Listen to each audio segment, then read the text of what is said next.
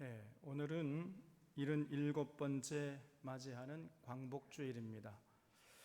77년 전에 광복의 기쁨이 전국을 뒤덮었습니다마는 이제는 차분히 앉아 다시는 식민지로 전락하는 역사를 기록하지 않도록 우리가 스스로 우리 역사를 돌아봐야 합니다. 이런 우리에게 이 구약의 예언자들의 외침은 너무나도 소중합니다. 그들의 외침 속에는 한 국가의 흥망성쇠의 원인과 비결이 명확하게 드러나 있기 때문입니다. 이보다 더 명확하게 나라의 흥망성쇠를 가르쳐주는 그러한 책은 그 세상의 그 어디에도 찾아볼 수가 없어요. 구약의 예언자들의 외침을 살펴보면은 우리나라가 왜 그 열강의 식민지로 전락했는지, 그 원인이 어디에 있는지, 그리고 우리가 앞으로 다시는 그 강대국들의 식민지로 전락하지 않을 수 있는 비결이 무엇인지 그것이 명확하게 담겨 있는 것입니다. 그래서 우리가 이 예언서를 주목해야 돼요. 특별히 오늘 봉독한 아모스서에서 보여지는 당시 북이스라엘 사회는 오늘 우리나라 사회와 너무나 비슷해서 전율을 금할 수가 없습니다, 여러분. 어쩌면 이렇게 똑같은지 알 수가 없어요. 당시 그 북이스라엘 사회를 보시면서 분노하셨던 하나님이 그 북이스라엘 사회와 너무나 유사한 우리나라를 보시면서 분노하지 않겠습니까, 여러분? 그러므로 우리는 이 아모스 선지자의 외침을 반드시 경청해야 됩니다. 그래서 오늘 오전 예배와 오후 예배 시간에 이 아모스서 전체를 살펴보면서 다시는 열강의 식민지로 전락하지 않는 비결이 무엇인지를 함께 살펴보려고 하는 것입니다. 우리가 이 아모스서를 올바로 이해하기 위해서는 이스라엘 백성들이 출애굽한 이후부터 아모스 당시 북이스라엘의 왕이었던 예후 왕조의 여로보암 2세 시대까지의 역사를 조금 살펴볼 필요가 있어요. 온 세상 만물을 창조하신 여호와 하나님이 이스라엘 백성들을 출애굽시켰잖아요. 그런 다음에 그들을 시내산에 불러 모아놓고 그 이스라엘 백성들, 출애굽한 이스라엘 백성들과 언약을 체결하지 않았습니까? 그 시내산 언약의 핵심은 하나님을 사랑하고 이웃을 사랑하는 것이었어요. 마음과 뜻과 정성을 다해서 하나님을 사랑하라. 그냥 대충 하나님 사랑하는 신용만 내고 그렇게 하지 말고 온 마음과 뜻과 정성을 다해서 하나님을 사랑하라. 그리고 네가 네 자신을 사랑하는 것처럼 네 이웃도 사랑하면서 더불어 살아라. 바로 이런 언약을 하나님과 이스라엘 백성들 사이에 체결한 것입니다. 그래서 그 하나님과 체결한 언약대로 살게 되면 개인은 행복하고 사회는 평화롭고 나라는 부강하게 되어 있었던 거거든요. 그렇기 때문에 하나님께서 반드시 그것을 지켜야 한다 이렇게 엄하게 명령하셨던 거예요. 그 하나님의 언약을 지키면서 모든 사람들이 행복하게 더불어 아름답게 살아가는 모습을 주변 열방들에게 보여주면 그 열방들이 야, 우리도 저 이스라엘 백성들이 섬기는 하나님을 섬겨서 그들이 받은 복을 우리도 한번 받아보자. 이러면서 이제 하나님께 돌아오게 될 것이라는 거예요. 그런 하나님께 열방들을 돌아오게 하는 하나님의 거룩한 도구로 제사장 나라로 세우기 위해서 너희들을 지금 여기에 불러 모았다. 이렇게 하나님께서 시내산 언약을 체결했던 것입니다. 그래서 내 말을 잘 듣고 내 언약을 지켜다오. 이걸 신신당부했던 것이고 이스라엘 백성들은 그렇게 하겠노라고 철석같이 약속을 했어요. 약속을 했으면 약속을 지켜야 됩니까? 지키지 않아도 되는 겁니까? 약속을 했으면 지켜야죠. 그런데 약속을 해놓고 그 후에 이스라엘 백성들이 안 지켰어요. 거기에 관심이 없었어요. 그 사람들이. 그들은 그 후에 하나님과의 그 언약을 팽개치고 우상을 섬기면서 우상의 가르침을 따라 살았던 것입니다. 그러니 개인은 불행해지고 사회는 불안해지고 국력은 약화될 거 아니겠어요? 이것을 이방 족속들이 놓칠 리가 없지요. 그 틈을 파고들어서 주변에 이방 족속들이 쳐들어와서 이스라엘 백성들이 이방의 식민지로 전락해버리고 말았던 거예요.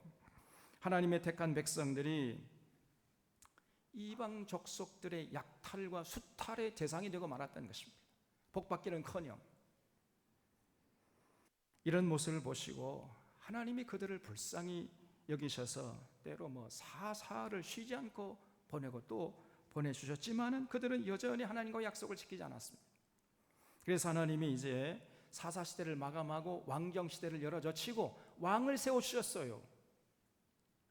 그 이스라엘의 초대 왕이었던 사울은 금방 왕이 되니까 교만해져 가지고 하나님의 마음을 아프게 하고 하나님을 대적을 해버려요. 이놈이 그 자기가 손에 쥔 조그마한 그 쥐꼬리만한 그 권력에 취해가지고 하나님의 뜻을 대적했던 것입니다. 그래서 하나님이 사울을 피하시고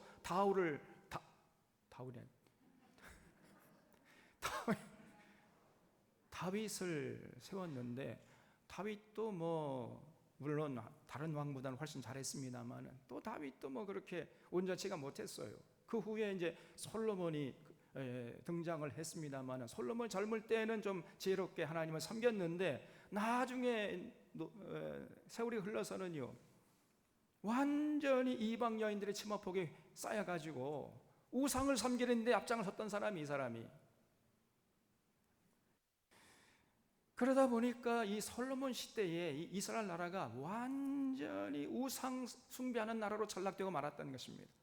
그래서 이제 솔로몬이 죽은 후에 이스라엘이 남유다와 북이스라엘로 이렇게 남북으로 갈라져서 오늘 우리나라처럼 각각의 남북의 역사를 기록해 갔던 것이에요.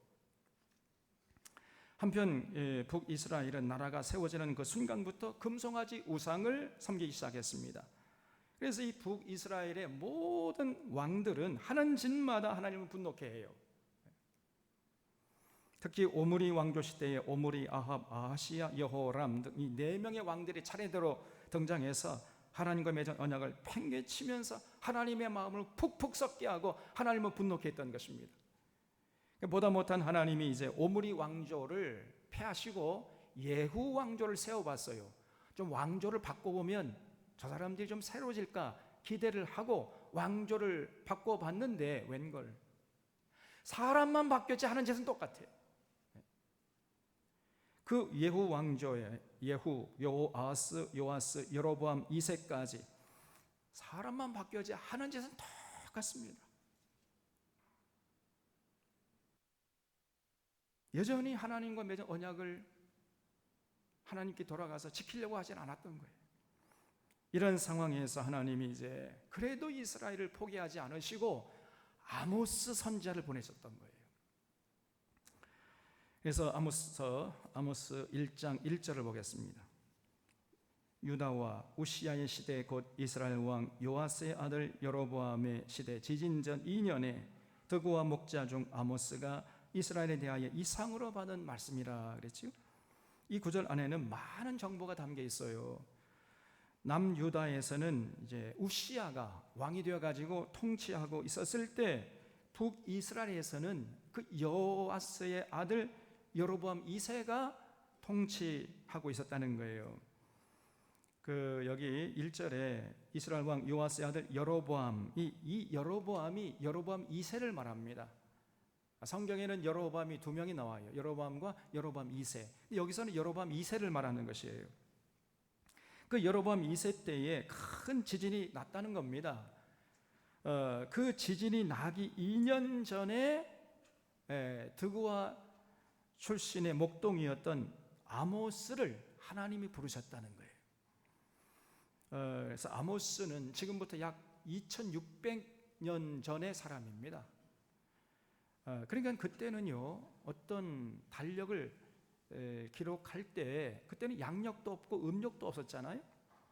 그러므로 연대 표기를 할 때는 어떻게 표기했겠어요? 그 시대에 일어난 큰 사건을 기점으로 연대를 표시했던 것입니다. 그래서 여로보암 2세 시대에 일어난 지진이라고 하면은 모든 사람이 그때 이렇게 알 수 있을 정도로 큰 사건이었던 것이에요. 그런데 그렇게 큰 지진이 나기 2년 전에 하나님이 이제 드고아에서 양떼를 치던 아모스를 이스라엘로 보내서 외치게 했다는 것입니다. 그러나 이제 결론부터 말씀드리면 그 이스라엘 백성들이 아모스의 외침을 듣고 받아들이고 회개하고 하나님께 돌아갔을까요? 그 아모스의 외침을 탁 튕겨버리고 거부하고 돌아가지 않았을까요? 전자입니까 후자입니까? 결론부터 말씀드리면 후자예요. 아무리 아모스가 외쳐도 안 돌아가 이 사람들이. 그러니까 하나님이 화가 납니까 안 납니까? 화가 나지요? 그래서 아모스가 외친 지 2년 후에 큰 지진을 보냈다는 거예요 하나님이. 그래서 1절에는 이렇게 많은 정보가 담겨 있어요. 2절에 그가 이르되 여호와께서 시온에서부터 부르짖으시며 예루살렘에서부터 소리를 내시리니 목자의 초장이 마르고 갈멜산 꼭대기가 마르리로다 그랬습니다. 우리 하나님은요, 사실 하나님이 돼가지고 하나님의 뜻을 돌이키는 게 쉽겠어요? 어렵겠어요? 일개 범부도 세운 뜻을 돌이키는 거 쉽지 않잖아요. 근데 이 우주 만물을 창조한 하나님이 세운 뜻을 돌이키는 게 쉽겠습니까? 절대 쉬운 게 아니거든요. 그런데 우리가 회개하면요, 하나님이 세운 뜻을 체면이고 뭐고 상관하지 않고 돌이키십니다. 그리고 우리를 용서하기를 기뻐하시는 그런 자비로운 하나님이세요.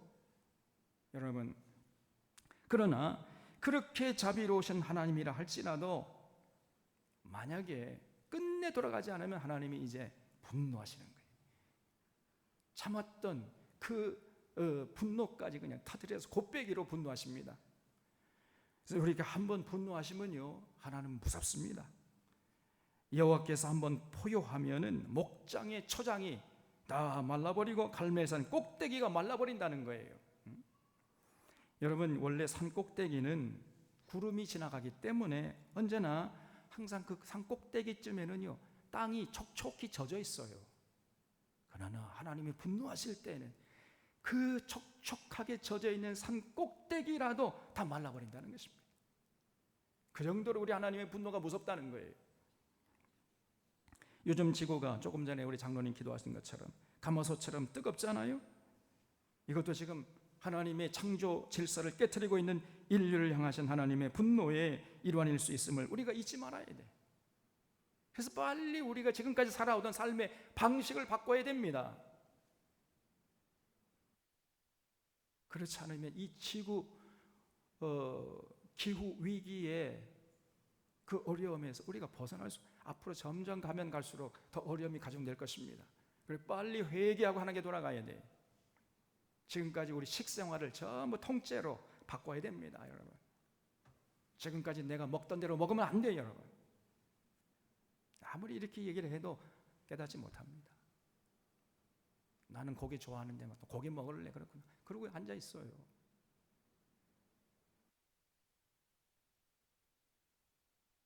하나님이 분노하시면 온 지구상의 인류를 새카맣게 다 죽게 하실 수 있다는 거예요, 여러분. 지금 아모스 선지자 2절에서 그렇게 선포하고 있는 것입니다.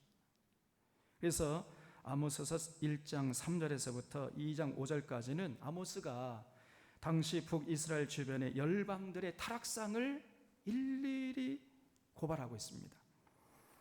그래서 3절에 보면 여기 다메섹의 서너 가지 죄로 말미암아 내가 그 벌을 돌이키지 아니하리니 그랬죠? 또 6절에 가사의 서너 가지 죄로 말미암아 내가 그 벌을 돌이키지 아니하리니, 또 9절에 두로의 서너 가지 죄로 말미암아 내가 그 벌을 돌이키지 아니하리니, 11절에 에돔의 서너 가지 죄로 말미암아 내가 그 벌을 돌이키지 아니하리니 그랬죠? 또 13절에 암몬 자손의 서너 가지 죄로 말미암아 내가 그 벌을 돌이키지 아니하리니 그랬죠? 또 2장 1절에 모압의 서너 가지 죄로 말미암아 내가 그 벌을 돌이키지 아니하리니 그랬어요. 또 2장 4절에 유다의 서너 가지 죄로 말미암아 내가 그 벌을 돌이키지 아니하리니 그랬죠. 그러면서 점점 그 초점이 이제 북이스라엘의 죄로 맞춰지는 것을 볼 수 있습니다. 우리 방송실 PPT를 좀 돌려주시기 바랍니다. 지금 하나님께서 아모스를 보내가지고 그 이스라엘 이 주변의 이 열방들의 죄악상을 낱낱이 밝히세요. 그래서 다메섹의 서너 가지 죄로 말미암아 내가 그 벌을 돌이키지 않겠다. 암몬의 서너 가지 죄, 모압의 서너 가지 죄, 에돔의 서너 가지 죄, 유다, 가자, 두로의 서너 가지 죄로 말미암아 내가 그 벌을 돌이키지 아니할 것이다. 하나님이 이게 분노하시면서 점점 그 초점이 북이스라엘로 모아지는 것을 볼 수 있어요. 그래서 여러분 여기 보세요. 이 보이죠? 여기 이게 지금 빨간색 점점 되어 있는 여기가 북이스라엘의 경계선이에요. 그러니까 여러분 이렇게 북이스라엘이 당시에 나라가 강대한 나라를 이뤘던 거예요. 남쪽 유다는 여기 조그맣게 여기 조그매. 북이스라엘은 이게 큰 나라를 이뤘던 거예요. 그래서 이스라엘 역사상 가장 강력한 정치적으로, 경제적으로, 군사적으로 가장 강력한 나라를 이루었던 시대가 바로 여로보암 2세가 다스리던 그런 시대였어요. 그래서 세상적인 눈으로 볼 때는 그 나라가 굉장히 뭔가 잘 되는 것처럼 보였지만은 하나님의 눈으로 볼 때는 그 시대가 가장 타락하고 가장 악한 시대였던 것입니다, 여러분. 그래서 하나님이 분노하셨어요.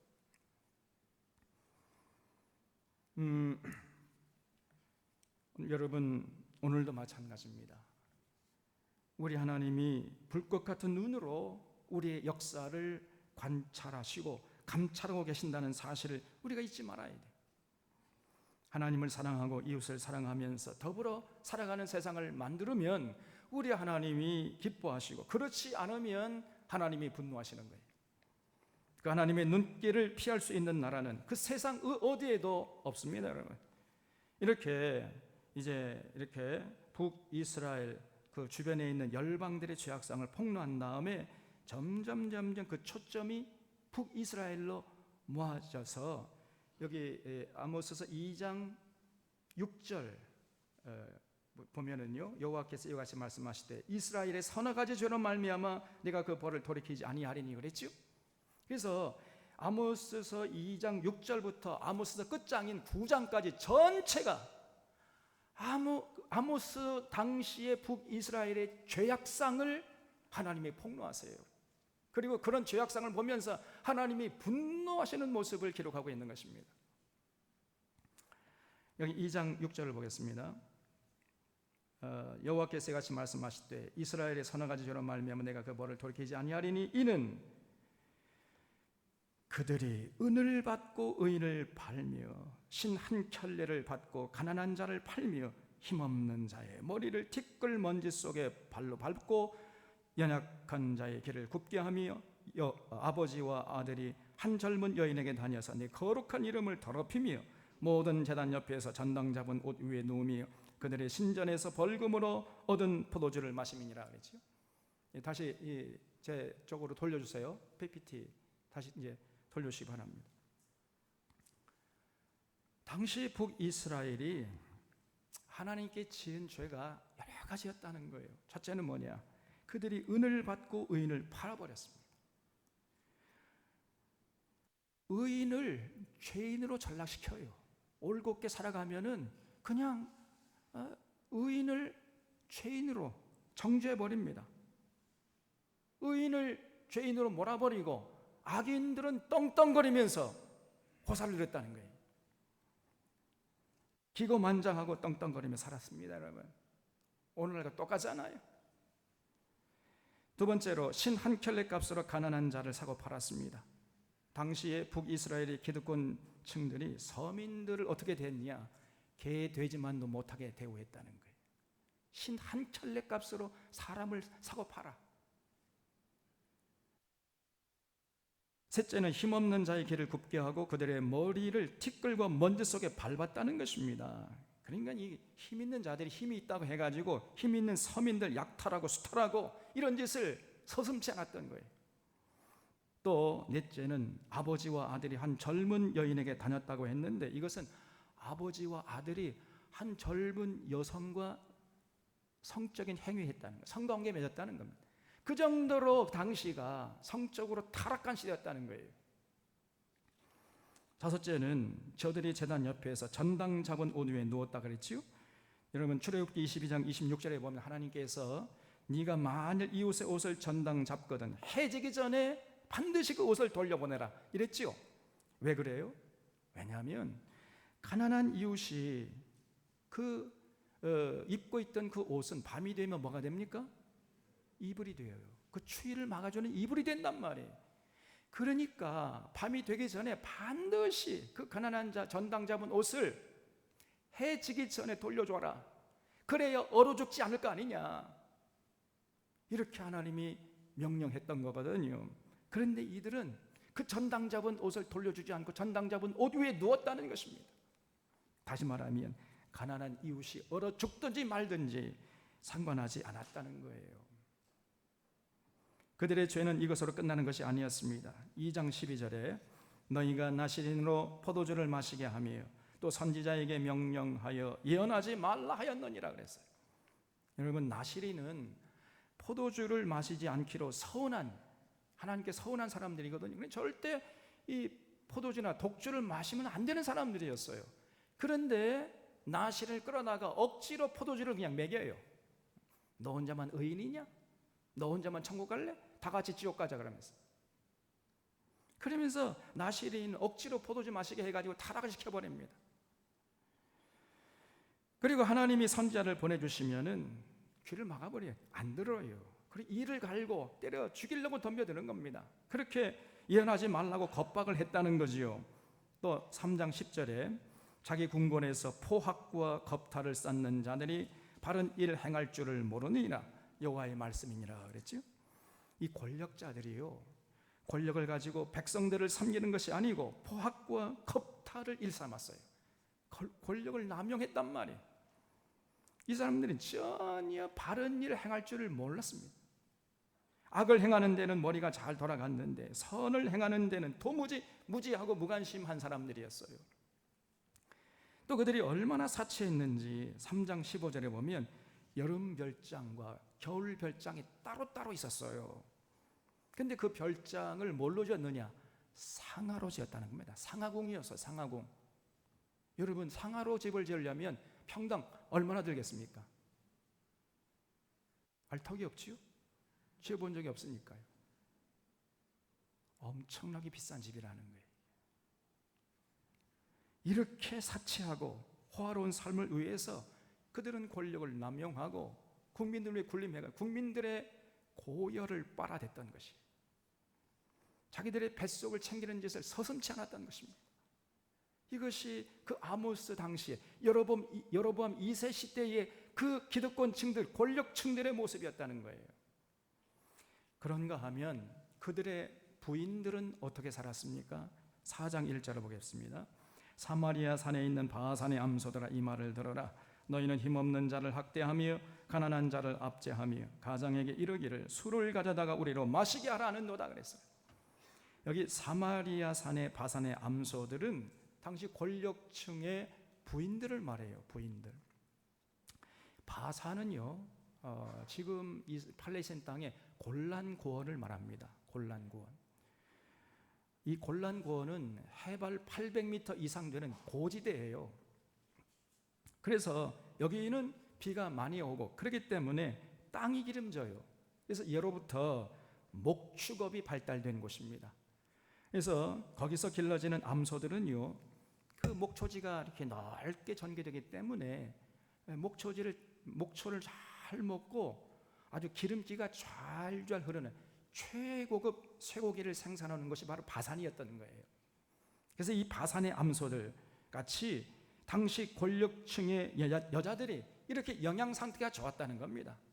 바산의 암소들. 그래서 그들은 잘 먹어서 기름기가 잘 흘렀고 화려하고 비싼 명품들로 온몸을 치장했어요. 그런데 이렇게 온 몸을 명품으로 치장했지만 그 몸뚱아리만은 명품이 아니었단 말이에요. 전부 명품인데 몸뚱아리는 명품이 아니에요. 천박하고 경박하기 이를 데 없는 여자들이었습니다. 그래서 시도 때도 없이 이 사람들이 대낮부터 술을 퍼 마시면서 남편들에게 그 권력을 쥐고 있는 그 자기 남편들에게 수단방법 가리지 않고 돈 벌어 오라고 채근댔다는 거예요. 당신 그 권력 가지고 나중에 국 끓여 먹을 거요? 빨리 더 부정부패해서 돈 더 벌어와라. 그래서 나로 하여금 부귀 영화를 더 누리게 하라. 이렇게 꼬드겼다는 것입니다. 이 계집들이. 이것이 바사의 암소들이에요. 여러분, 하나님이 이런 것들을 그냥 두고 보시겠습니까? 4장 2절에 주 여호와께서 자기의 거룩함을 두고 맹세하시되 내가 너희에게 이를지라 사람이 갈고리로 너희를 끌어가며 낚시로 너희의 남은 자들도 그러하리라. 너희가 성 무너진 데를 통하여 각기 앞으로 바로 나가서 하르몬에 던져지리라. 여호와의 말씀이니라 그랬죠. 그러한 바산의 암소들에게 하나님께서 때가 이를 것이다 이렇게 말씀했습니다. 무슨 때예요? 하나님이 이방 군대를 보내셔서 바산의 암소들을 굴비 엮듯이 포로로 잡혀가게 하실 때가 곧 이를 것이다 이렇게 말씀하신 것이죠. 여러분, 이 아모스의 예언이 얼마 안 가서 약 한 40년 후에 그대로 이루어져요. 그대로. 그래서 열왕기하 17장 5절 이하를 보면은 아수르 왕이 올라와 그 온 땅에 두루 다니고 사마리아로 올라와 그곳을 3년간 에워쌌더라. 호세아 제9년에 아수르 왕이 사마리아를 점령하고, 이 사마리아가 당시 북이스라엘 수도였잖아요. 이스라엘 사람들을 사로잡아 아수르로 끌어다가 고산 강가에 있는 할라와 하볼과 메대 사람이 여러 고을에 뒀더라 그랬어요. 그러니까 북이스라엘의 마지막 왕이었던 호세아 때에 아수르 군대가 드디어 북이스라엘로 쳐들어온 거예요. 그래서 당시 수도였던 사마리아 성을 무너뜨리고 사마리아에서 호의호식하던 이 연놈들을 전부 아수르로 잡아왔다는 것입니다. 다시 말하면 북이스라엘이 망해버린 거예요. 아모스가 활동하던 그 시대로부터 한 40년 지난 후에 북이스라엘이 완전히 나라가 망해버렸던 것입니다. 그러면 이 사람들이 왜 이렇게 하나님의 저주를 받은 것입니까? 그 사람들이 예배를 등한히 하고 기도 안 하고 헌금도 안 바치고 찬양도 안 했기 때문이에요? 그것이 아닙니다. 4장 4절에 너희는 베델에 가서 범죄하며 길갈에 가서 죄를 더하며 아침마다 너희 희생을 3일마다 너희 11조를 드리며 누룩 넣은 것을 벌살라 수은제로 드리며 낙헌제를 소리내어 선포하려무나 이스라엘 자손들아 이것이 너희의 기뻐하는 바니라. 주 여호와의 말씀이니라 그랬죠. 그러니까 여기 나오는 베델과 길갈은요 당시 예배당이 있는 곳이라고 할 수 있습니다. 예배당. 하나님께 나가서 제단이 성전이 있는 곳이었어요. 베델과 길갈에 성전이 있었거든요. 그러니까 그들이 예배당 가서 아침마다 희생제물을 바쳤고 3일마다 11조를 드렸어요. 또 수은제를 드리고 낙헌제를 드렸다 그랬죠. 이 수은제와 낙헌제는 기쁨으로 감사함으로 나가서 하나님께 예물을 드리는 제사를 말합니다. 그러니까 당시 이스라엘 백성들이 이 종교적인 행위는 열심히 했다는 거예요. 예배 열심히 드렸습니다. 기도 많이 했어요. 이 사람들이 예물도 많이 갖다 바쳤습니다. 그런데 문제는 하나님이 그들을 전혀 기뻐하지 않았다는 거예요. 왜 그래요? 그렇게 열심히 예배드리고 찬양하고 예물 드리고 나서 그들의 삶의 현장에서는 하나님과 맺은 언약대로 살지 않고 제 멋대로, 제 속에 오른 대로, 제 세상 욕심대로 세상의 가르침을 따라서 그렇게 살아버렸어요. 여러분, 하나님께서 보시는 것은 우리의 종교적인 행위가 아니고 우리의 삶임을 잊지 마시기 바랍니다. 예배드리고 기도하고 예물 바치는 것은 그건 결론이 아니고 과정이에요. 과정. 예배드렸으면 이제 삶의 현장에 나가서 하나님과 맺은 언약을 실천해야 돼요. 여기까지 가야 되는데 당시 그들은 예배드리고 기도하고 예물 바쳤으니까 자기 할 도리 다 한 것을 생각하고 세상에 나가서는 자기 멋대로 자기 속에 오른 대로 자기가 하고 싶은 대로 그냥 하면서 살았단 말이에요. 수단방법 가리지 않고 기득권을 누리고 그 기득권을 지키기에 혈안이 되어 있었던 것입니다. 그러므로 하나님이 그들의 종교적인 행위를 전혀 기뻐하지 않았을 뿐 아니라 분노하셨던 거예요. 분노. 그래서 그들을 회개케 하기 위해서 하나님이 6절에 또 내가 너희 모든 성읍에서 너희 일을 깨끗하게 하며 너희의 각 처소에서 양식이 떨어지게 했으나 너희가 내게로 돌아오지 아니하였느니라 여호와의 말씀이니라 그랬죠. 그러니까 회개하지 않는 이스라엘 백성들에게 굶주림을 보냈다는 거예요. 양식이 다 떨어지게 했어요. 일을 깨끗하게 했어요. 하늘에서 비를 내려주시다가 하나님께서 이른비한 내리를 적당하게 내려주시다가 그냥 딱 비를 끊어버린 겁니다. 그러니까 가뭄이 오면 어떻게 돼요? 나중에 기근이 오잖아요. 그래서 양식을 다 떨어지게 했지만은 그들은 전혀 하나님께 회개하고 돌아갈 줄 몰랐어요. 깨닫지 못하는 겁니다. 그래서 7절에 또 추수하기 석 달 전에 내가 너에게 비를 멈추게 하여 어떤 성읍에는 내리고 어떤 성읍에는 내리지 않게 하였더니 땅 한 부분은 비를 얻고 한 부분은 비를 얻지 못하여 말랐음에 두세 성읍 사람이 어떤 성읍으로 비틀거리며 물을 마시러 가서 만족하게 마시지 못하였으나 너희가 내게로 돌아오지 아니하였느니라 여호와의 말씀이니라 그랬지요. 아무리 하나님이 가뭄을 보내고 기근을 보내면서 돌아오라는 신호를 보내주셔도 저들은 전혀 깨닫지 못하는 거예요. 9절에 내가 곡식을 마르게 하는 재앙과 깐부기 재앙으로 너희를 쳤으며 팥중이로 너희의 많은 동산과 포도원과 무화과 나무와 감람나무를 다 먹게 했으나 너희가 내게로 돌아오지 아니하였느니라 여호와의 말씀이라 그랬지요. 여기 팥중이는 메뚜기과의 일종입니다. 메뚜기로 봐도 무방해요. 하나님이 메뚜기를 보내가지고 메뚜기 떼를 보내가지고 조금 남은 초목을 전부 다 갉아먹게 했다는 거예요. 여러분 비가 내리지 않으니까 초목이 다 말라 비틀어졌을 거 아닙니까? 그런데 그런 상황에서 하나님이 또 메뚜기 떼를 보낸 거예요. 조금 남은 파란 것이 전부 다 메뚜기가 다 갉아먹게 했다는 거예요. 그러니까 뭐 설상가상이죠. 죽어라 하는 거죠. 이게 하나님께 돌아오는 신호였는데 그래도 안 돌아가 이 사람들이. 심지어 하나님이 10절에 내가 너희 중에 전염병 보내기를 애굽에서 한 것처럼 했으며 칼로 너희 청년들을 죽였으며 너희 말들을 노력하게 하며 너희 진영의 악취로 코를 찌르게 하였으나 너희가 내게로 돌아오지 아니하였느니라 여호와의 말씀이니라 그랬죠. 하나님이 전염병을 보내시기도 했다는 겁니다. 오늘 우리처럼 코로나가 전 세계를 휩쓰는 것처럼 그렇게 전염병을 보내서 하나님께 돌아오라고 신호를 보냈는데 그들이 전혀 깨닫지 못했다는 거예요. 또 하나님이 이방 군대를 보내가지고 청년들을 칼로 도륙하기도 했고 말들을 노력하기도 하고 이스라엘 진영의 악취가 진동하도록 이렇게 하나님이 역사를 했음에도 불구하고 깨닫지 못해요.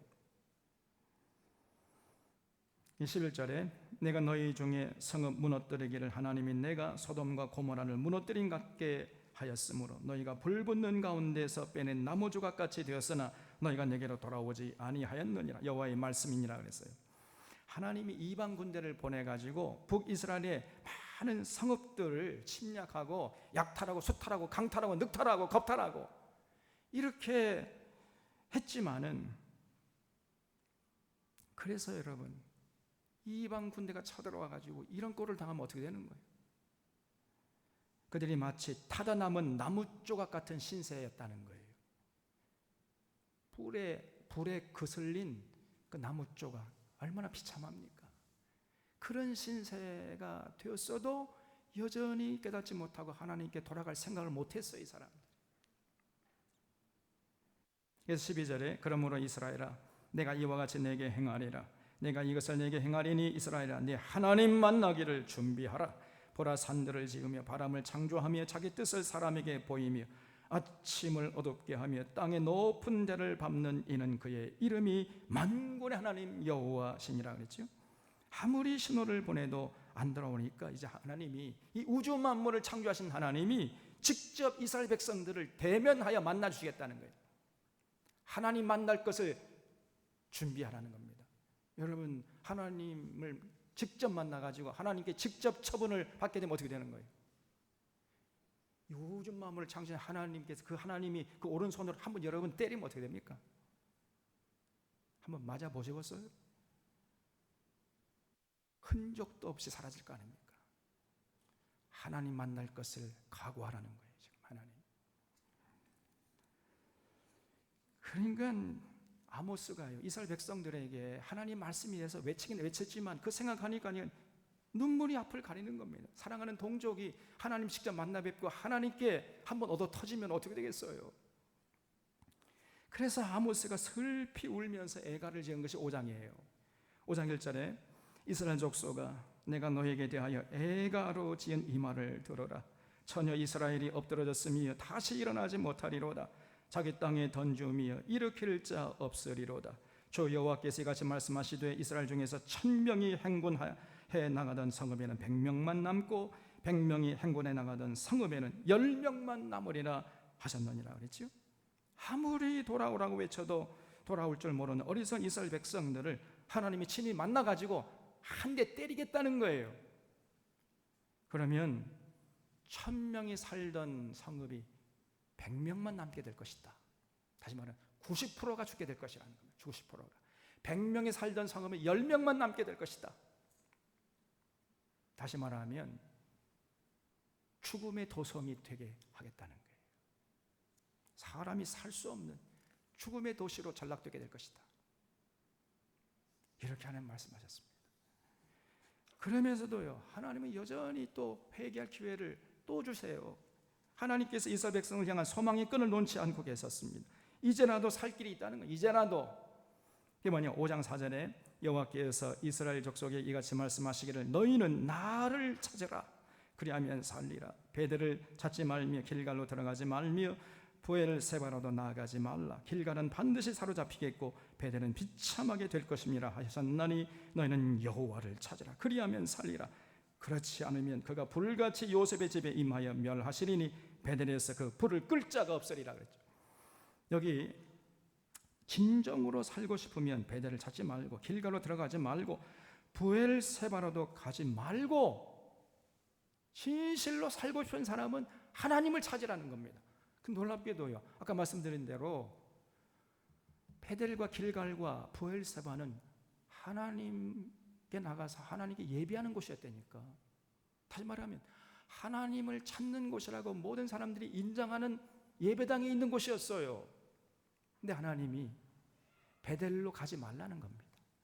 길갈로 가지 말래요. 부엘세바로 가지 말고 진정으로 살고 싶으면 나를 찾아라. 무슨 말이죠? 오늘날로 쉽게 말하면 예배당 가지 말래요. 왜냐하면 아무리 예배당 가봤자 하나님을 만날 수가 없고 하나님을 찾을 수가 없었기 때문에, 하나님의 음성을 들을 수 없고 이 시대에 하나님의 뜻을 알 수가 없으니까 베델로 가지 말고 길갈로 가지 말고 부엘세바로 가지 말고 진실로 살고 싶은 사람이 있으면 나를 찾아라 이렇게 말씀하신 거예요. 그 정도로 그 당시에 성전이 타락했던 것입니다.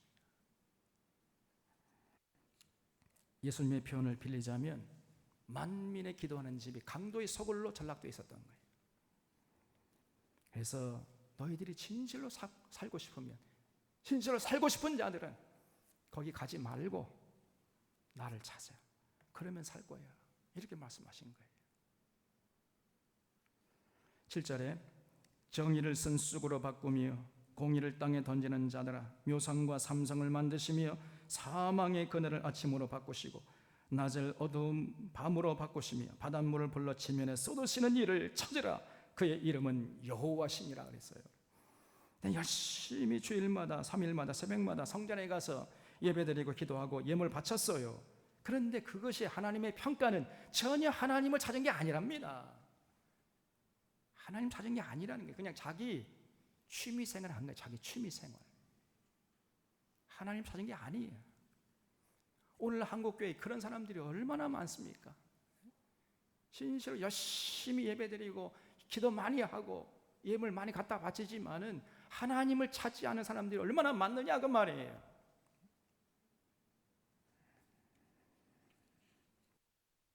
당시에 그들은요, 그들의 예배는 하나님의 뜻을 구하려고 드리는 예배가 아니었습니다. 진리를 구하는 자들의 예배가 아니었어요. 그저 잘 된다, 복 준다, 이것만 추구하는 자들이었습니다. 기도도 그저 잘 먹고 잘 살게 되는 그 기도, 그런 수준이었던 거예요. 그런 목적으로 예물을 또 바쳤던 것입니다. 그렇기 때문에 그들의 삶의 현장에서는 전혀 하나님을 받들지 않았던 것이고, 그래서 정의를 쓴쑥으로 바꿔버리고 공의를 땅에 던져버리고 짓밟아버린 그런 악한 짓을 서슴지 않았던 거예요. 하나님의 백성들이 세상 사람들보다 더 세속적으로, 더 이기적으로, 더 속물인간으로 살았던 것입니다. 그들이 삶의 현장에서 어떻게 살았는지 10절을 보면요, 무리가 성문에서 책망하는 자를 미워하며 정직히 말하는 자를 싫어했어요. 하나님 말씀을 올바로 선포하면 듣기 싫어합니다. 자꾸 오해를 해요. 또 11절에 너희가 힘없는 자를 밟고 그에게서 미래 부당한 세를 거두었은즉 너희가 비록 다듬은 돌로 집을 건축했으나 거기 거주하지 못할 것이 아름다운 포도원을 가꿨으나 그 포도주를 마시지 못하리라 그랬죠. 이렇게 권력자들과 기득권층들이 권력을 남용해가지고 서민들의, 힘없는 그 서민들의 고요를 빨아댔습니다. 그리고 그 돈으로 고래등 같은 집을 짓고 온갖 금은 보화로 채웠지만은 하나님이 그걸 훅 불어버리겠다는 거예요. 12절에 너희의 허물이 많고 죄악이 무거움을 내가 아노라. 너희는 의인을 학대하며 뇌물을 받고 성문에서 가난한 자를 억울하게 하는 자로다 그랬죠. 이 재판관이 전부 뇌물을 받아먹고 악인을 의인이라 하고 의인을 악인이라고 판결해버려요. 지금 우리나라 사법은 똑같잖아요. 사법, 검찰하고. 그러니 그 사회에 가난한 사람들의 억울함이 하늘에 사무쳤던 것입니다. 그럼 하나님께서 14절에서 이렇게 말씀했습니다. 너희는 살려면 선을 구하고 악을 구하지 말지어다. 만군의 하나님 여호와께서 너희의 말과 같이 너희와 함께 하시리라. 너희는 악을 미워하고 선을 사랑하며 성문에서 정의를 세울지어다. 만군의 하나님 여호와께서 혹시 요셉의 남은 자를 불쌍히 여기시리라 그랬어요. 여러분, 참 놀라운 얘기 아닙니까? 우리 예수 믿는 게 뭡니까? 하나님께 돌아간다는 게 뭐예요? 다른 것이 아니고 삶의 현장에 나가서 악을 구하지 않고 선을 구하는 거예요. 악을 미워하고 선을 사랑하고 정의를 세우는데 관심 갖고 거기에 헌신하는 것입니다. 이것이 바로 하나님께 돌아가고 진실로 회개한 자의 모습이에요. 그러면 하나님이 그런 사람들은 하나님께 회개하고 돌아온 것으로 인정해 주시겠다, 이렇게 말씀하신 것입니다. 그래서 결론적으로 5장 21절에서 하나님께서 이렇게 말씀했습니다. 내가 너희 절기들을 미워하여 멸시하며 너희 성회들을 기뻐하지 아니하나니 너희가 내게 번제나 소제를 드릴지라도 내가 받지 아니할 것이요 너희의 살찐 희생의 화목제도 내가 돌아보지 아니하리라. 너희의 노랫소리를 내 앞에서 그칠지어다. 너희의 비파소리도 내가 듣지 아니하리라. 오직 정의를 물같이 공의를 마르지 않는 강같이 흐르게 할지어다 그랬죠. 삶의 현장에 나가서 정의를 물같이 공의를 마르지 않는 강같이 흐르게 하지 않으면 아무리 하나님께 나와서 찬양하고 기도한다 하더라도 하나님께서 듣지 않겠다는 거예요. 기뻐하지 않겠다는 겁니다. 너희가 아무리 번제나 소제를 드릴지라도 내가 받지 않고 너희가 아무리 빗바소리도 노래할지라도 내가 듣지 않을 것이다. 이렇게 너무나 명명백백하게 말씀하셨잖아요. 그런데 이 당시 이스라엘 백성들은 전혀 이런 하나님을 몰랐어요. 열심히 모여 절기 짓고 찬양하고 기도하고 그냥 성회 베푸는데 열심히 했습니다. 그러면 그럴수록 하나님은 기뻐하시는 게 아니라 더 분노하세요. 더 분노. 왜냐하면 그들이 그렇게 해놓고는 세상에 나가서는 오히려 하나님의 정의와 공의를 짓밟아버리는 짓을 해버리니까요. 전혀 정의로운 사회, 공의로운 사회를 만드는 데 관심 갖지 않고 헌신하지 않았기 때문에 하나님이 그들의 종교적인 행위를 기뻐하지 않았다는 것입니다. 여러분, 여기서 정의는요, 법을 정직하게 집행하는 것을 말하는 거지요. 그리고 공의는 법이 올바로 집행될 때의 결과를 말합니다. 법이 정직하게 집행되면 억울한 사람이 없게 될 거 아닙니까? 모든 사람들이 행복하게 더불어 사는 세상이 되는 거지요. 다시 말해서 정의가 강물처럼 흐르면 공의로운 세상이 되는 겁니다. 하나님이 진정으로 원하시는 것은 바로 이렇게 모든 사람들이 행복하게 더불어 살아가는 것이었는데 당시의 이스라엘 백성들은 거기에 관심이 없었어요. 당시 이스라엘 백성들은 하나님의 요구를 철저히 묵살했습니다. 권력자들은 권력을 남용하고 백성들에게 군림하고 재판관은 전부 뇌물 받아먹고 재판 엉터리로 해버리고 상인들은 눈을 속여가지고 거짓줄을 사용해서 부당 이득을 취득했습니다. 부동산 투기, 증권 투기, 주가 조작 다 했단 말이에요. 그리고 와서 하나님께 예배드리고 기도하고 찬양하고 예물 바쳤던 것이에요. 이것이 예후 왕조의 네 번째 왕이었던 여로보암 2세 때의 모습이었는데 오늘 우리 시대와 모습과 너무나 비슷하잖아요. 이런 모습을 보시는 하나님이 실망의 실망을 거듭하시다가 마침내 분노하셨다는 것입니다. 하나님의 마음이 분노의 불길로 활활 타올랐던 거예요. 하나님이 얼마나 분노하셨는지. 그 분노하는 모습은 오늘 오후 예배 시간에 아모스서 6장부터 9장까지를 통해서 살펴보겠습니다. 여러분 정말 무섭습니다. 거기 보면 우리 하나님의 분노가 하늘을 찔러요. 하늘을. 사랑하는 성도 여러분, 우리가 믿고 섬기는 여호와 하나님은 바로 이런 분이심을 꼭 잊지 마시기를 바랍니다. 여호와 하나님은 예수 그리스도를 보내주셔서 우리 죄를 사해 주시고 우리를 구원해 주시고 자녀 삼아 주셨습니다. 그 하나님이 이렇게 큰 사랑을 베풀어 준 다음에 우리에게 요구하는 것이 뭐냔 말이에요. 다른 게 아닙니다, 여러분. 많은 예물을 바라는 것도 아니고 하나님이 원하시는 게 뭐예요? 세상에 나아가서 정의와 공의를 강처럼 흐르게 하는데 거기에 관심 갖고 거기에 앞장서라는 것입니다. 이거를 하나님이 원하시고 요구하시는 거예요. 소외받고 억울한 사람이 없는 그런 사회를 만들어 달라는 거예요. 힘 있다고 군림하고 힘없다고 무시당하면서 사는 세상 만들지 말라는 것입니다. 부가 세습되고 가난이 세습되는 그런 세상 만들지 말라는 것이에요. 부자는 가만히 앉아서 떵떵거리고 먹고 살고 부가 세습되고 가난한 사람은 아무리 새벽부터 밤늦게까지 허리가 휘어질 정도로 노동을 해도 그 가난의 굴레를 벗어날 수 없는 이런 악한 세상 만들지 말라는 거예요, 여러분. 여기에 교회가 관심 갖고 앞장서라. 이것이 하나님의 변치 않는 요구신 것입니다, 여러분. 그런데 오늘 한국교회가 여기 관심이 없잖아요. 아니 오히려 이런 세상을 만드는데 걸림돌이 될 뿐입니다, 오늘 한국교회가. 그러니 어쩌면 좋겠습니까?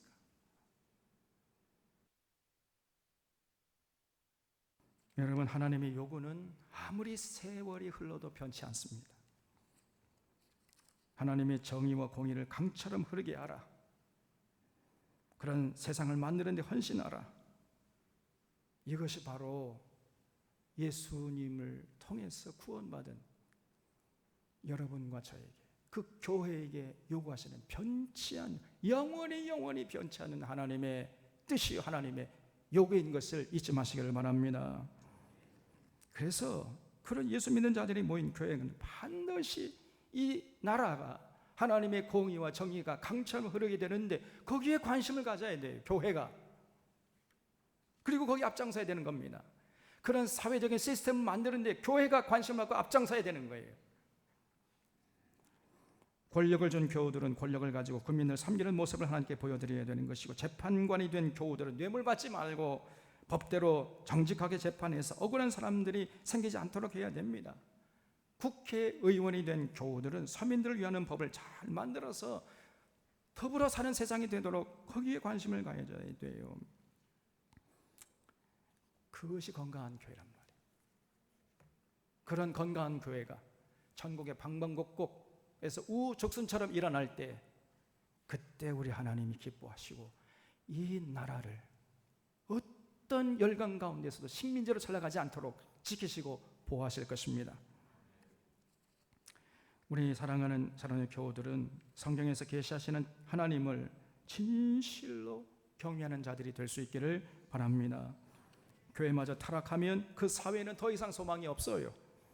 교회가 그 사회의 마지막 보루이기 때문입니다. 만약에 교회가 마저 타락하면 남은 것은 하나님의 무서운 심판밖에 없는 거예요. 다시 말하면 바로 식민지로 전락하는 거예요.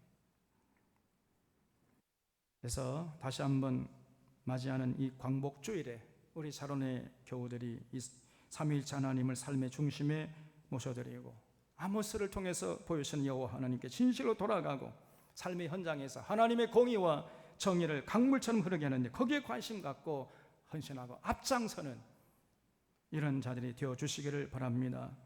이런 진실한 믿음의 사람들이 많아질 때 우리나라가 아무리 강대한 나라가 있다 할지라도 그 열강들에게 주권을 빼앗기지 않고 식민지로 전락하는 일은 다시는 없게 될 것이고 우리나라가 제사장 나라가 되어가지고 이 지구상에서 하나님의 뜻을 이루는 거룩한 나라가 될 것입니다. 기도하겠습니다.